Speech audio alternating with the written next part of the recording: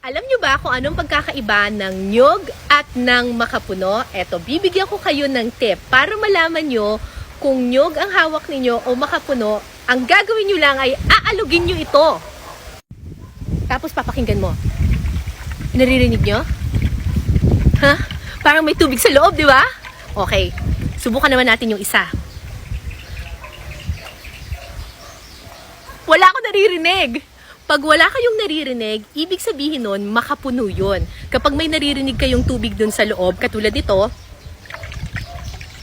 yan. Ibig sabihin yan, nyog po ito. Pwede nyo rin daw siyang pitikin, kasi kapag pinitik nyo daw yung makapuno, paano pa gagawin yun? Yan, oh.